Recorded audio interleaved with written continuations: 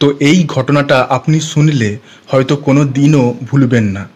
এই ঘটনাটা ঘটেছিল ট্যাংরার অতুলসুর রোডের পাশে চিত্তনিবাস নামের একটা বাড়িতে। তো একদিন জোরে বাইপাসের উপর কবি সুকান্ত মেট্রো স্টেশনের পাশে একটা পিলারে সজোরে একটা গাড়ি এসে ধাক্কা মারে।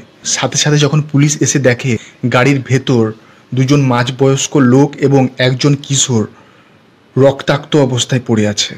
ওই কিশোর পুলিশকে বলছে এটা অ্যাক্সিডেন্ট নয়, আমরা আত্মহত্যা করতে এখানে এসেছি। পুলিশ রীতিমতো শক হয়ে যায়। আরও শক হয়ে যায় এটা শুনে যখন ওই কিশোর পুলিশকে বলে আমাদের বাড়িতে আরও 3 জন মরে পড়ে আছে। এবং পুলিশ যখন ওদের বাড়িতে যায় দেখে সত্যি 3 জন মরে পড়ে আছে। 2 জন মাঝবয়স্ক লোকের মধ্যে একজনের নাম ছিল প্রণয় দে এবং আর একজনের নাম প্রসূন দে এবং ওই কিশোরের নাম প্রতীক দে। তো প্রণয় দে এবং প্রসূন দের বাবার লেদের বিজনেস ছিল, অনেক সম্পত্তিও ছিল। ওদের বাবার মৃত্যুর পর প্রণয় দে এবং প্রসূন দে চিন্তা করে ওদের বিজনেসকে আরও গ্রো করবে। এই জন্য ওরা ওদের বিজনেসকে রাশিয়ায় নিয়ে যায়, রাশিয়ায় বিজনেস শুরু করে। প্রথম ভালো অর্ডার এলেও রাশিয়া ইউক্রেনের যুদ্ধের সময় ওদের বিজনেস পুরো মার খেয়ে যায়। ওরা 2 ভাই নিজের নামে এবং ওদের স্ত্রীর নামে বেসরকারি সংস্থা থেকে লোন নেওয়া শুরু করে, আর লোনের পরিমাণ দিন দিন বাড়তে থাকে। প্রতিদিন 30 থেকে 40 জন লোনের জন্য ওদের বাড়িতে ঝামেলা করা শুরু করে। আর এই জন্যই বড় ছেলে প্রণয় দে এবং ছোট ছেলে প্রসূন দে ডিসিশন নেয় প্রণয়দের স্ত্রী এবং মেয়েকে, প্রসূনদের ছেলে এবং স্ত্রীকে মেরে ফেলবে এবং ওরা নিজেরা আত্মহত্যা করবে।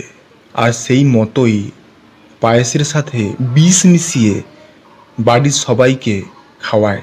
মৃত্যু নিশ্চিত করতে ছুরি নিয়ে প্রসূন দে প্রণয়দের স্ত্রী, মেয়ে এবং প্রসূনদের স্ত্রীর হাতের শিরা এবং গলা কেটে দেয়।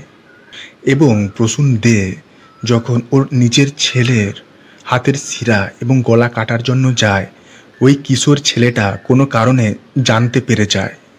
আর ওরা 2 ভাই ওই কিশোর ছেলেকে নিয়ে আত্মহত্যা করার জন্য মদ খেয়ে সোজা গাড়ি চালিয়ে পিলারে ধাক্কা মারে এবং পুলিশের তৎপরতায় ওরা বেঁচে যায়। আর সুস্থ হয়ে ওঠার পর কলকাতা পুলিশ এমনভাবে ওদের কেস সাজায় ওরা 2 ভাই যেন কোনো দিন জেল থেকে বের না হতে পারে। আর ওই কিশোর ছেলেটার জায়গা হয় সরকারি হোমে।